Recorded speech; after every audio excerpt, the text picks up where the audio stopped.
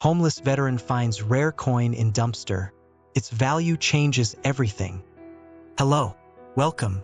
Leave a like, subscribe, activate notifications, and enjoy this story. In the shadowy alleys of New York City, a forgotten hero's life takes an unexpected turn when a seemingly worthless piece of metal becomes the key to a dangerous adventure, testing his courage, integrity, and the true meaning of valor beyond the battlefield. As the first rays of sunlight crept over the towering skyscrapers of Manhattan, casting long shadows across the grimy streets below, 57-year-old Jack Reeves stirred from his makeshift bed of flattened cardboard boxes. The chill of the early morning air bit through his threadbare army surplus jacket, a stark reminder of how far he'd fallen since his days as a decorated Marine. Jack's weathered face, etched with the lines of hardship and haunted by memories of war, scanned the quiet alley. His stomach growled, a familiar ache that had become his constant companion over the past 3 years since he'd lost his job, his home, and nearly all hope. With practiced movements, Jack folded his cardboard bed and stashed it behind a dumpster, his home base in this concrete jungle. He'd learned the hard way that leaving anything unattended meant losing it for good. As he straightened up, a sharp pain shot through his right knee, a souvenir from his final tour in Afghanistan. Jack grimaced, pushing the discomfort aside as he had done countless times before. The streets were beginning to stir as early morning commuters hurried past, their eyes carefully averted from the disheveled figure in their midst. Jack had long since grown accustomed to being invisible. It was easier that way, he told himself, though the loneliness gnawed at him more than he cared to admit. As Jack made his way down the block, his keen eyes scanned the sidewalks and gutters, searching for anything of value, discarded bottles, overlooked coins, or if he was really lucky, something he could sell at the pawn shop on 23rd Street. It was a daily ritual, one that had kept him alive but did little to lift his spirits. Turning the corner onto a side street lined with restaurants, Jack's nose twitched at the mingled scents of fresh bread and day-old garbage. His stomach rumbled again, more insistently this time. He knew from experience that the dumpsters behind these establishments sometimes yielded edible treasures, slightly stale bagels or bruised fruit that were perfectly fine to eat if you weren't too proud. Jack approached the first dumpster, his movements cautious and practiced. He'd had run-ins with angry restaurant owners before, and the last thing he needed was another confrontation. As he reached for the lid, a voice called out sharply from behind him, "Hey, get away from there, you bum!" Jack turned to see a burly man in a stained apron glaring at him from the back door of a pizzeria. The man's face was red with anger, his meaty fists clenched at his sides. "I've told you people 100 times. This ain't a soup kitchen." For a moment, Jack felt a flash of his old self, the proud Marine who would never have backed down from a confrontation. But that man was long gone, buried under years of struggle and disappointment. Instead, he raised his hands in a placating gesture and began to back away. "Sorry, sir. No trouble. I'll just be on my way." The pizza maker watched him go, muttering under his breath about lazy good-for-nothings. Jack kept his head down, shame burning in his chest. He'd faced enemy fire without flinching, but somehow this being seen as nothing more than a nuisance cut deeper than any bullet ever could. As Jack shuffled away, his eyes caught a glint of metal in the gutter near the next dumpster. Probably just a bottle cap, he thought, but habit made him stoop to investigate anyway. His fingers closed around a small, round object caked with grime. Jack straightened up, wincing at the protest from his knee, and examined his find. As he rubbed away some of the dirt with his thumb, his heart began to race. This was no ordinary coin. The metal was a dull gold color, and the engravings, though worn, were like nothing he'd ever seen before. For the first time in years, Jack felt a spark of excitement. He didn't know much about rare coins, but he knew enough to recognize that this might be something special. As he turned the coin over in his palm, studying the strange symbols and unfamiliar profiles stamped into its surface, Jack couldn't shake the feeling that his luck might finally be changing. Little did he know, as he pocketed the mysterious coin and continued his morning scavenging, that this small piece of metal would soon plunge him into a world of danger, intrigue, and unexpected second chances, a world that would test every ounce of courage and resilience he'd gained both on the battlefield and on the unforgiving streets of New York City. The coin weighed heavily in Jack's pocket as he made his way through the bustling streets of Lower Manhattan. His usual route took him past a small pawn shop tucked between a bodega and a dingy laundromat. Jack had been in there a few times before, trading small finds for enough cash to buy a hot meal or a pair of socks without holes. But today felt different. The coin in his pocket might be worth more than a few dollars, and Jack knew he needed to be careful. As he approached the shop, Jack caught his reflection in the grimy window. His salt and pepper beard was unkempt, his clothes stained and worn. He ran a hand through his matted hair, trying in vain to make himself look somewhat presentable. Taking a deep breath, Jack pushed open the door, setting off a tinny bell above. The shop's interior was cluttered with shelves of mismatched items, old electronics, tarnished jewelry, and dusty knickknacks. Behind the counter stood Morris Goldstein, the shop's owner. Morris was a wiry man in his 60s, with thick glasses and a perpetual scowl. He looked up from his newspaper as Jack entered, his eyes narrowing with recognition. "Back again, eh?" Morris grunted. "What VE you got for me this time?" "Another busted watch." Jack approached the counter slowly, his hand instinctively closing around the coin in his pocket. "Not exactly, Mr. Goldstein. I found something different today. I was hoping you might take a look." Morris raised an eyebrow, his interest piqued despite himself. "Well, let's see it then." With slightly trembling fingers, Jack pulled out the coin and placed it on the counter. As soon as Morris laid eyes on it, his demeanor changed. The usual boredom in his expression gave way to intense focus as he snatched up a magnifying glass from beneath the counter. "Where did you get this?" Morris demanded, his voice sharp. Jack shifted uncomfortably. "Found it in the gutter this morning. Is it worth anything?" Morris didn't answer immediately. He turned the coin over in his hands, examining every detail through his magnifying glass. Jack watched nervously, his heart pounding. After what felt like an eternity, Morris looked up, his eyes gleaming with an emotion Jack couldn't quite place. "This, my friend," Morris said slowly, "is not just some ordinary coin. If it's authentic, and I have a strong suspicion it is, you've stumbled upon something quite valuable." Jack's breath caught in his throat. "How valuable?" Morris leaned in, lowering his voice. "I can't be certain without having it properly appraised, but if this is what I think it is, we're talking tens of thousands of dollars. Maybe more." The world seemed to tilt beneath Jack's feet. Tens of thousands of dollars? It was more money than he'd seen in years. His mind raced with possibilities: a roof over his head, decent meals, maybe even a chance to get back on his feet and reconnect with his estranged daughter. "I'll give you $500 for it right now," Morris said, reaching for his cash register. Jack blinked, snapping out of his daze. $500 was more cash than he'd held in a long time. But if Morris was right about the coin's value, it was a fraction of what it was worth.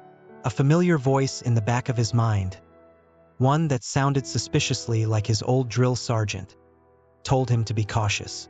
I think I need some time to think about it," Jack said, reaching for the coin. Morris's hand shot out, closing over Jack's wrist.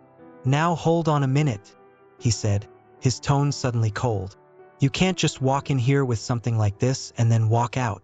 Do you have any idea what you're holding? Where it came from?" Jack tried to pull his hand back, but Morris's grip was surprisingly strong. "Let go of me," Jack growled, his military training kicking in as he tensed for a confrontation. Just then, the bell above the door chimed again. Both men turned to see two figures enter the shop, a man and a woman, both impeccably dressed in expensive suits. The man was tall and broad-shouldered, with close-cropped hair and the bearing of ex-military. The woman was slim and elegant, with sharp eyes that immediately locked onto the coin on the counter. Well, the woman said, her voice smooth as silk. "It seems we've arrived just in time. Mr. Goldstein, I presume? And you must be the gentleman who found our missing property."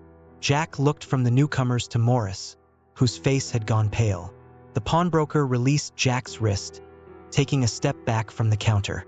"I don't know what you're talking about," Jack said, scooping up the coin and shoving it back in his pocket. "This is mine. I found it fair and square." The man chuckled, but there was no warmth in the sound. "I'm afraid it's not that simple, friend. That coin you're carrying has a long and complicated history, one that we'd be happy to explain to you. Why don't you come with us, and we can discuss this somewhere more comfortable?" Jack's instincts screamed danger. He backed away from the counter, his eyes darting between the strangers and the door. "I think I'll pass," he said, his voice steadier than he felt. "Like I said, this is mine, and I'm leaving now." The woman's smile tightened. "I wouldn't advise that, mister." "None of your business," Jack snapped. In one fluid motion, he turned and bolted for the door, shouldering past the man in the suit. "Stop him!" the woman shouted, but Jack was already out on the street, his heart pounding as he ran faster than he had in years. As he ducked into an alley and wove through the crowded sidewalks, Jack's mind raced. Who were those people? What did they want with the coin? And most importantly, what the hell had he gotten himself into? One thing was certain: his life had just become a lot more complicated than he ever could have imagined when he woke up that morning. As Jack disappeared into the bustling crowds of New York City, the coin burned in his pocket like a beacon, signaling the beginning of an adventure he never asked for, but one that might just change everything. Jack's lungs burned as he weaved through the crowded streets of Manhattan, his instincts from years of military training kicking in. He ducked into a busy subway station, blending with the rush hour crowd. As he caught his breath on a packed train headed uptown, Jack's mind raced, trying to make sense of what had just happened. The coin felt impossibly heavy in his pocket. What had seemed like a stroke of luck just hours ago now felt like a curse. Jack's weathered hands trembled slightly as he pulled it out, examining it once more under the flickering fluorescent lights of the subway car. The engravings were unlike anything he'd seen before, intricate symbols intertwined with what looked like ancient writing. As the train lurched and swayed, Jack noticed something he'd missed earlier. A tiny series of numbers etched along the coin's edge, almost invisible to the naked eye. A chill ran down his spine as he realized the implications. This wasn't just some rare collectible. It was something far more valuable and dangerous. At the next stop, Jack exited the train, his eyes scanning the platform for any sign of pursuit. Finding none, he made his way to the street, his mind working furiously to formulate a plan. He needed information, and he needed it fast. But who could he trust? Years on the streets had taught Jack that allies were few and far between. Then, a memory stirred a face from his past that might just be able to help. 20 minutes later, Jack found himself in front of a small, unassuming bookshop in the East Village. The faded sign above the door read, "Mackenzie's Rare Books and Antiquities." Taking a deep breath, Jack pushed open the door, setting off a small bell. The shop was cramped, every available surface crammed with books, scrolls, and curious artifacts. Behind a cluttered desk sat an elderly woman with wild silver hair and sharp green eyes magnified by thick glasses. She looked up as Jack entered, her eyes widening in recognition. "Jack Reeves?" she said, her voice a mix of surprise and concern. "My God, I haven't seen you in years. What on earth happened to you?" Jack managed a weak smile. "Hello, Dr. Mackenzie. It's been a long time." Dr. Elizabeth Mackenzie had been his daughter's history professor at NYU, before everything in Jack's life had fallen apart. She'd always had a soft spot for him, impressed by his keen interest in military history. "I'm sorry to barge in like this," Jack said, glancing nervously over his shoulder. "But I need your help. I found something, and I think I might be in trouble." Dr. Mackenzie's expression grew serious. She stood up, moving to lock the shop's front door and flipped the sign to closed. "Show me," she said simply. Jack pulled out the coin, placing it carefully on the desk. Dr. Mackenzie's eyes widened as she examined it, her fingers hovering just above its surface as if afraid to touch it. "Oh, Jack," she breathed. "Do you have any idea what you've found?" Before Jack could respond, a sharp knock at the door made them both jump. Through the shop's front window, Jack could see the man and woman from the pawn shop, flanked by two more imposing figures. Dr. Mackenzie acted quickly, grabbing Jack's arm and pulling him towards the back of the shop. "There's a way out through the alley," she whispered urgently. "Take the coin and go. I'll hold them off as long as I can." "But what about you?" Jack protested. "I can't just leave you, Dash. I'll be fine," she insisted, pressing a small leather-bound book into his hands along with the coin. "This journal might help you understand what you're dealing with. Now go." As the pounding on the front door grew more insistent, Jack slipped out the back, his heart heavy with guilt and fear. The book and coin weighed in his pocket as he disappeared into the maze of back alleys, the shouts of his pursuers echoing behind him. What had started as a simple find in a dumpster had now become a dangerous game of cat and mouse. And as the sun began to set over the city, Jack Reeves realized that his journey was only just beginning.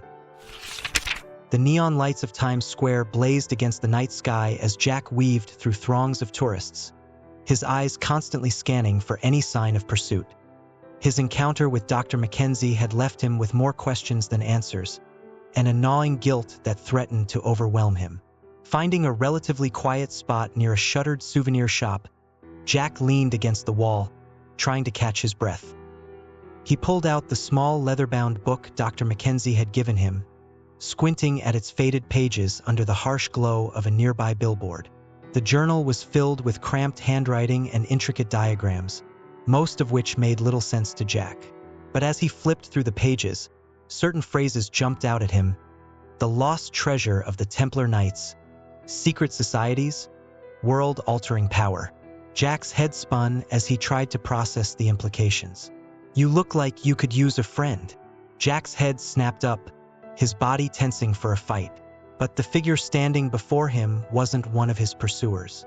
It was a young woman, probably in her late 20s, with bright blue hair and a kind smile that seemed out of place in the chaos of Times Square. "I'm not looking for trouble," Jack said warily, taking a step back.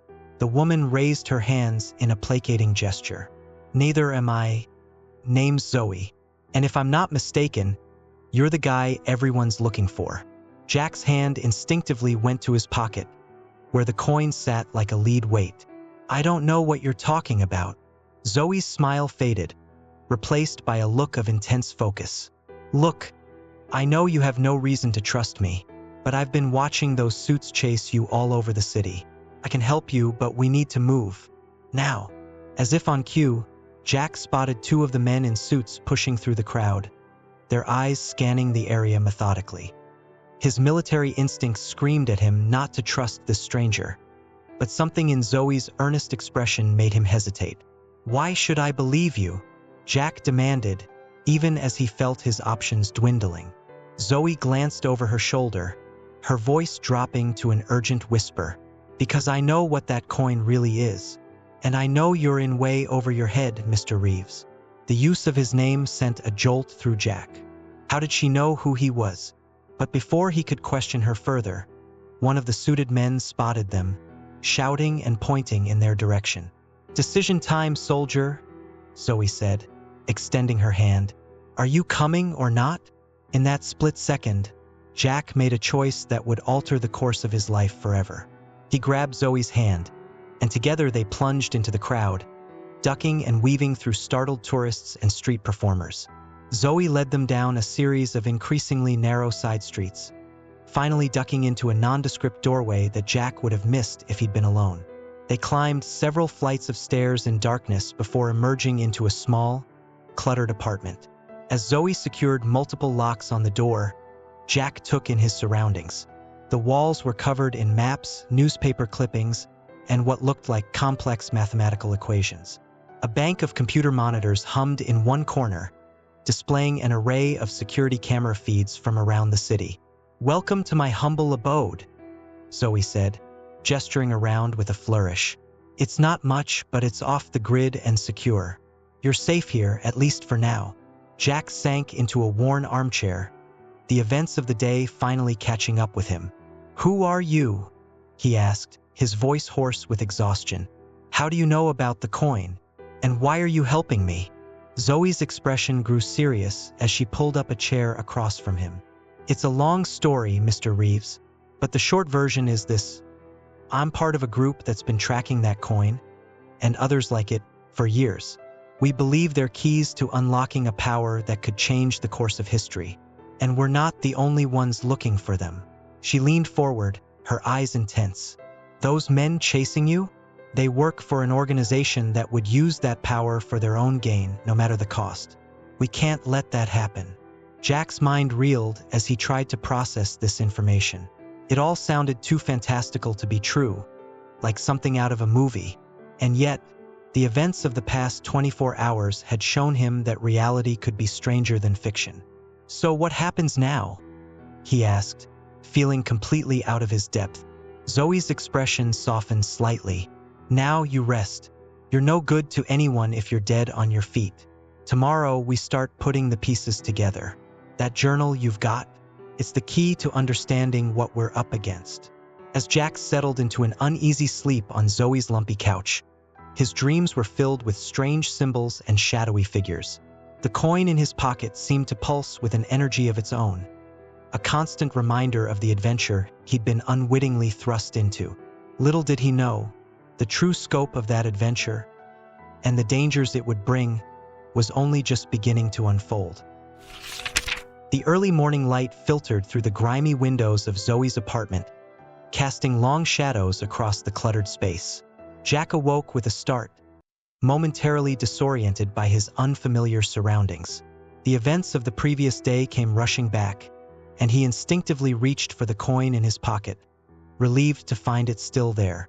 Zoe was already up, hunched over a laptop at a makeshift desk. She looked up as Jack stirred, offering a tired smile. Morning, soldier. Coffee's on the counter if you need it. And trust me, you're gonna need it. Gratefully accepting a chipped mug of strong black coffee, Jack joined Zoe at the desk. So, he said, his voice still rough with sleep, where do we start? Zoe pushed her bright blue hair out of her eyes, gesturing to the leather-bound journal Dr. Mackenzie had given Jack. With that, I spent half the night going through it while you were out cold. It's pretty mind-blowing stuff. As Zoe began to explain, Jack felt like he'd stepped into another world.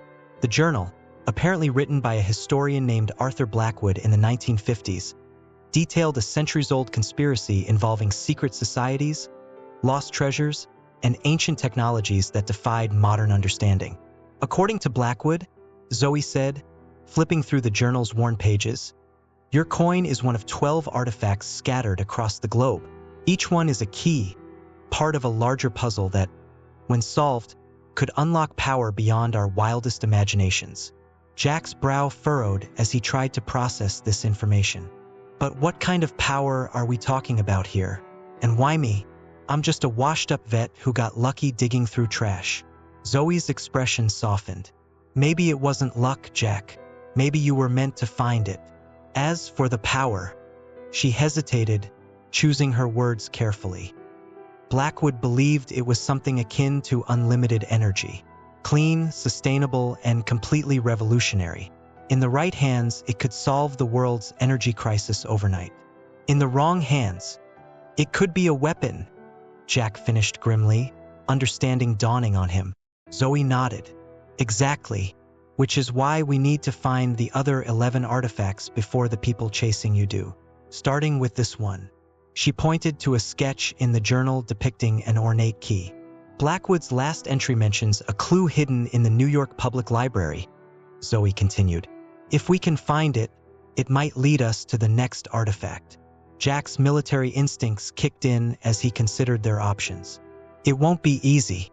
Those guys in suits are probably watching every public place in the city by now. A mischievous grin spread across Zoe's face. Who said anything about going in the front door? As they spent the next few hours planning their approach, Jack found himself grudgingly impressed by Zoe's resourcefulness and quick thinking. She had detailed blueprints of the library's layout, including maintenance tunnels and old service elevators that were no longer in use. There's just one problem, Zoe said as they finalized their plan. We need a distraction to keep security occupied while we slip in.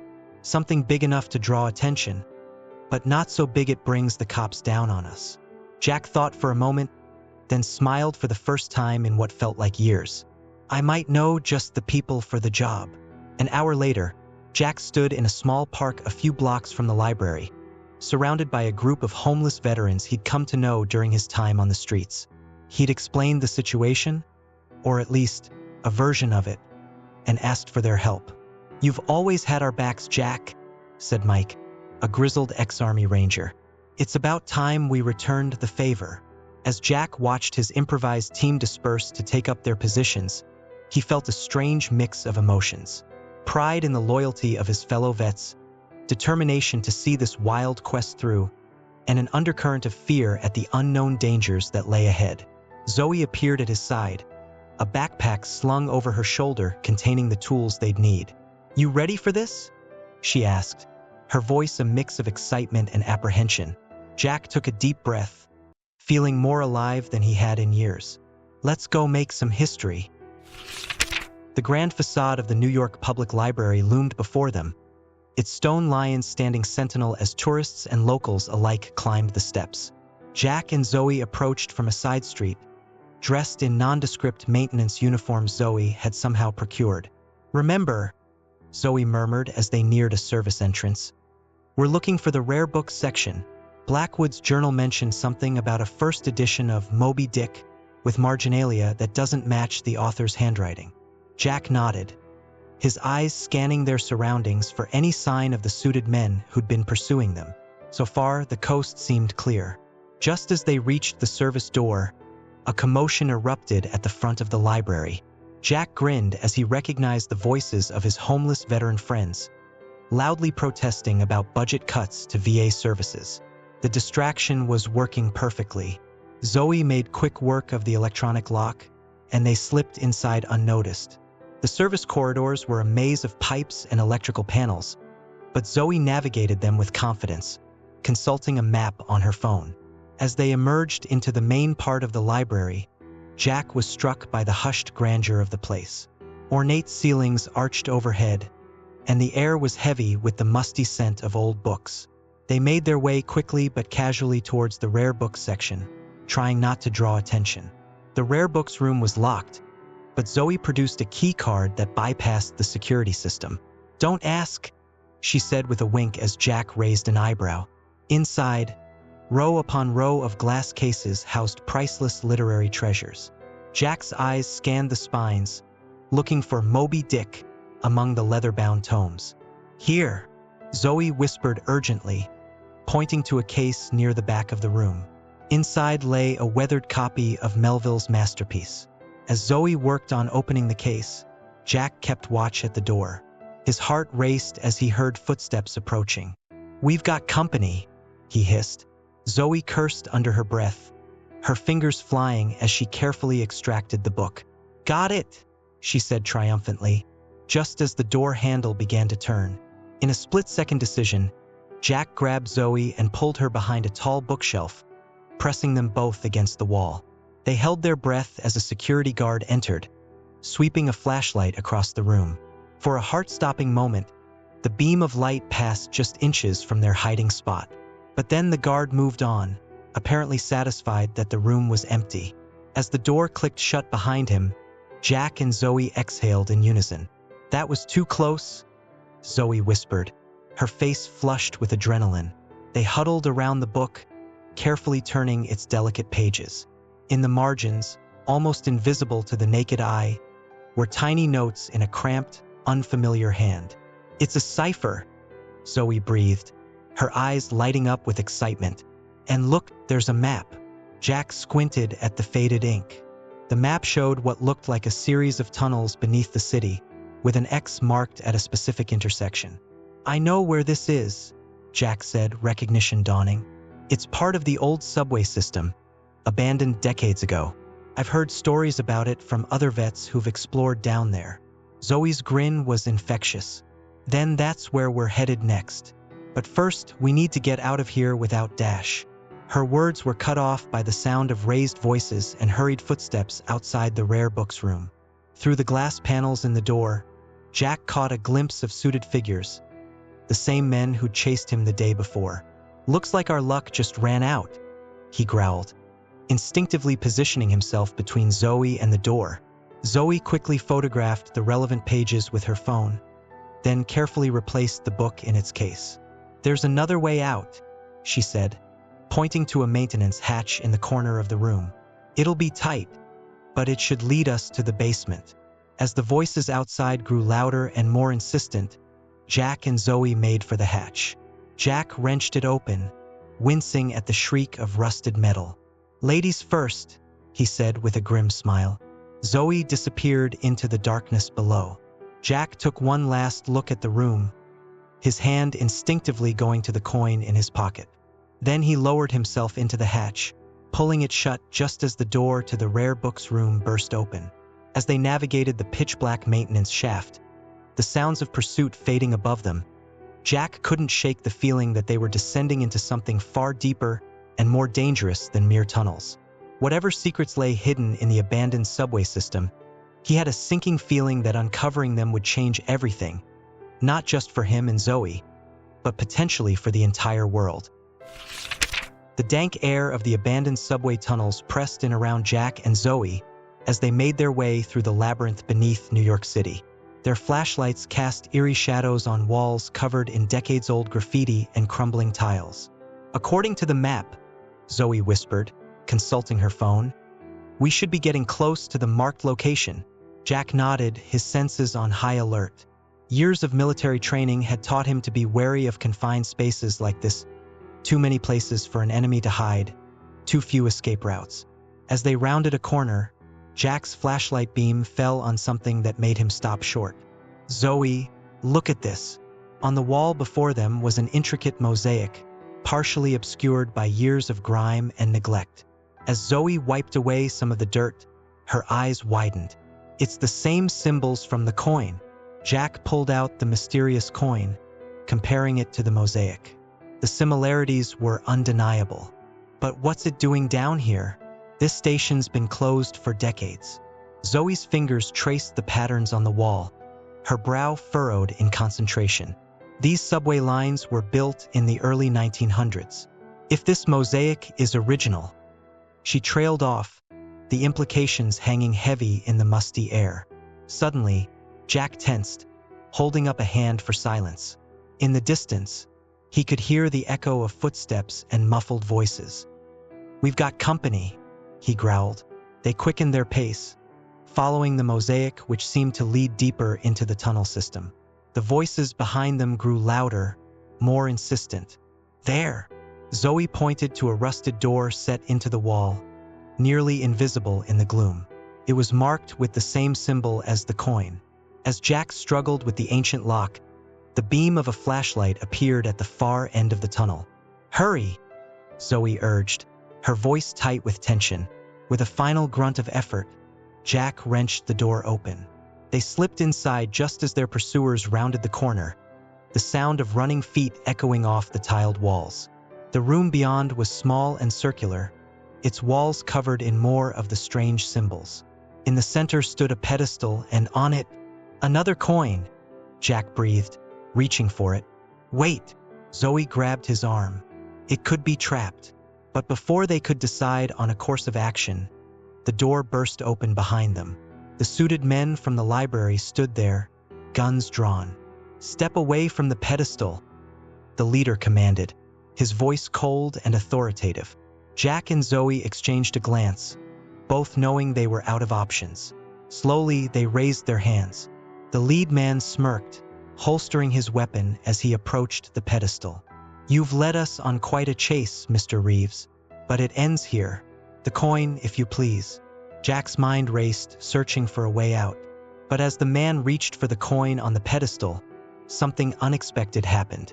The moment his fingers touched the metal, a low hum filled the room. The symbols on the walls began to glow with an eerie blue light. The man jerked his hand back, but it was too late. A beam of energy shot from the pedestal, enveloping him.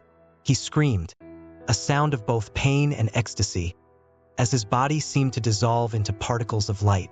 In the chaos that followed, Jack's military instincts took over. He grabbed Zoe and the coin, pushing past the stunned gunman and out into the tunnel.